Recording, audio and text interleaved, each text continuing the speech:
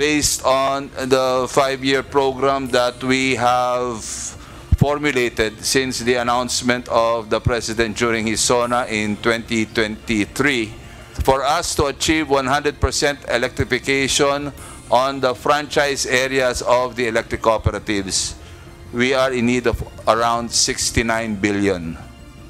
Aabot sa 70 billion pesos ang kinakailangan ng National Electrification Administration o NEA upang makamit ang 100% electrification sa mga probinsya. Ayon kay Antonio Mariano Almeda, miyembro ng NEA Board, malaki pa ang budget na kanilang kailangan upang magawa ang ipinangako ni Pangulong Ferdinand Marcos Jr. sa kanyang 2023 State of the Nation Address na pagkakaroon ng kuryente sa bawat sulok ng bansa. Ngunit sa kabilaan niya ng kakulangan sa pondo, sa tulong ng Department of Energy o DOE, hinahanapan ito ng paraan upang hindi maantala ang proyekto. We are already given, I think, more or less 7.5 billion since 2023. So that leaves us the amount of 61 billion to still raise. However, the Secretary of Energy has been working hard to seek support from the national government. Nilinaw ni Energy Secretary Sharon Garin na ang ibibigay nila sa NEA na karagdagang 5 bilyong pisong pondo ay hindi kasama o manggagaling sa panukalang budget ng ahensya sa susunod na taon. Kung mapapayagan aniya, ay kukuhain nila ito sa nade-deliver na income ng DOE sa national government.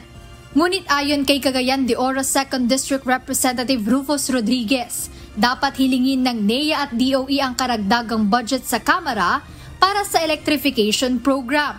Paliwanag ng mambabatas na maaari namang bawasan ang pondo ng ilang programa gaya ng flood control upang mabigyan ng karagdagang budget ang energy sector ng bansa.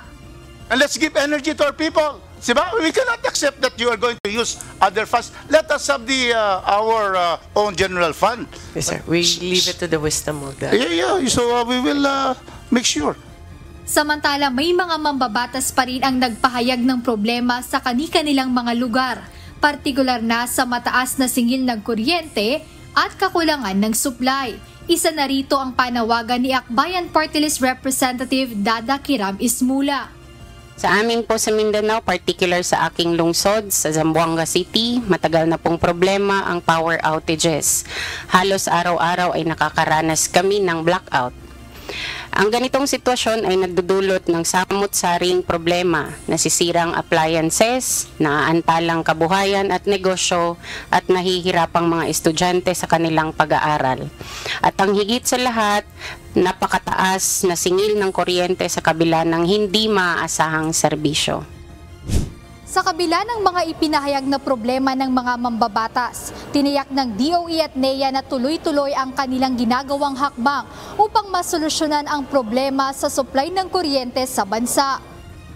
Patuloy rin ang ginagawang pag-iimbestiga ng NEA sa iba't ibang lugar sa bansa gaya sa Zamboanga City para malaman ang talagang punot dulo ng mga problema, partikular sa supply ng kuryente. Jedne Resina, UNTV News and Rescue. Diyos ang aming sandigan, serbisyo publiko ang aming pinahahalagahan.